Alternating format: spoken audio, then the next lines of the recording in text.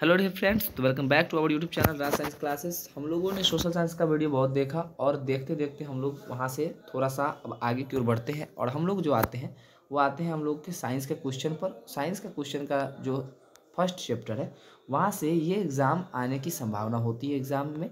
तो प्रकाश का परावर्तन क्या है, इसके नियमों को लेकर हर एक टीचर इसको पढ़ाता है 100%। आपने भी जहाँ से कोचिंग की होगी वहाँ पर आपने पढ़ा होगा, लेकिन एक बार थोड़ा सा इस वीडियो को भी देख ले, क्योंकि इस वीडियो में हो सकता है कहीं कुछ आपको उससे हल्का या उससे अच्छा ट्रिक मिल जाए याद करने को। चलिए जानते हैं प्रकाश का परावर्तन क्या है, इसके नियमों को लिखिए। ये एग्जाम में आता है, बहुत ही इंपॉर्टेंट है। बोल रहा है कि आपकी प्रकाश का किसी वस्तु की सतह से टकराकर वापस उसी दिशा में लौटने की घटना को क्या कहते हैं? प्रकाश का परावर्तन कहता है। मान लेते हैं कि ए और बी एक कोई वस्तु है, ठीक है। प्रकाश ये आया, ये हो गया आपतित किरण, और प्रकाश वापस आया, देखिए आया ना। तो यही कह रहा है कि प्रकाश का किसी वस्तु की सतह से, तो वस्तु की सतह का नाम मान लेते ए बी है। वस्तु की सतह का नाम क्या मान लिया हम लोगों ने? वस्तु की सतह का नाम हम लोगों ने मान लिया कि वस्तु की सतह क्या है? ए बी है, ठीक है। और इस पर जो प्रकाश का जो किरण पड़ रहा है वो क्या पड़ रहा है भाई?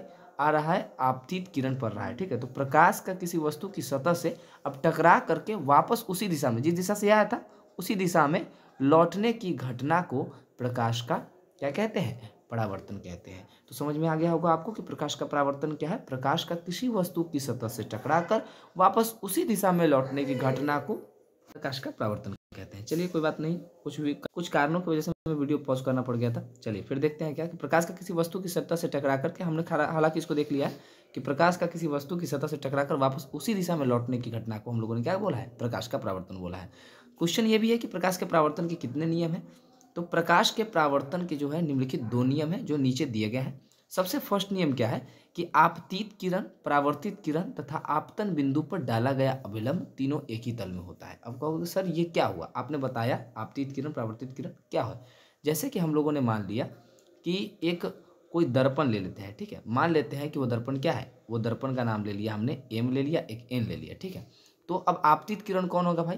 तो आपतित किरण, आने वाली किरण को बोलते हैं आपतित किरण। तो ये देखिए ये थोड़ा सा टेढ़ा हो गया, लेकिन किरण क्या है? आपतित किरण। अगर इसको और अच्छा तरीके से समझना है तो आप इसकी मदद से समझिए। ये क्या हो गया? ये हो गया आपतित किरण। तो एक किरण आई और एक किरण गई, ठीक है। तो ये जो आपतित किरण है, ये आने वाली किरण को हम लोगों ने बोला है आपतित किरण, और ये जाने वाली किरण को बोलते हैं परावर्तित किरण।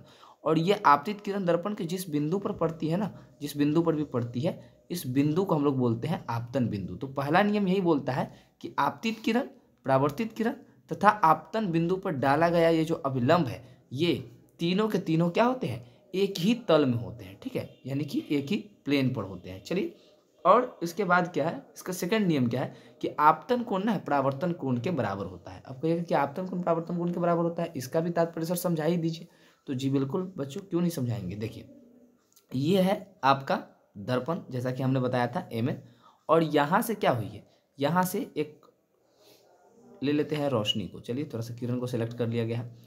यहाँ से हमने क्या किया, आपतित किरण को मंगाया, और ये किरण क्या हो गया, यहाँ से परावर्तित हो गया। और जैसा कि आप लोगों ने जाना है कि ये बीच वाला जो बनता है ये क्या बनता है? अविलंब होता है। तो आपतन कोण किसको बोलते हैं? तो ये जो आपतित किरण है ना, ये आपतित किरण और अविलंब के बीच बने कोण को आपतन कोण बोलते हैं, जिसको आई से सूचित किया जाता है। और परावर्तित किरण इसको बोलते हैं। परावर्तित किरण तथा आपतन बिंदु पर डाला गया अभिलंब, परावर्तित किरण और अभिलंब के बीच बने कोण को बोलते हैं परावर्तन कोण। तो ये हुआ आई और ये हुआ आर। इसका तात्पर्य आप लोगों ने समझा कि नहीं समझा? तो इसका मतलब ये निकल करके आया कि जो आपतन कोण है आपका, ठीक है, ये आपतन कोण जो हुआ सो, ठीक है, हालांकि ये अविलंब हुआ, ये हुआ आपतन कोण आई और ये हुआ परावर्तन कोण आर। ये दोनों क्या होते हैं? बराबर होते हैं, यानी कि जितने एंगल के साथ किरण प्रकाश की दर्पण की सतह पर पड़ेगी उतना ही एंगल लेकर के वो परावर्तित भी हो जाएगी। तो यही सेकंड नियम था कि आपतन कोण परावर्तन कोण के बराबर होता है। ऐसे ही मोस्ट इंपॉर्टेंट वीडियोस के लिए हमारे चैनल को सब्सक्राइब कीजिए, और अगर आप लोगों ने बेल आइकन को नहीं दबाया तो दबाइए, क्योंकि बहुत ही इंपॉर्टेंट क्वेश्चन का नोटिफिकेशन आपके पास पहुंचने में समय नहीं लगेगा, ठीक है। चलिए मिलते हैं नेक्स्ट वीडियो में, तब तक के लिए गुड बाय।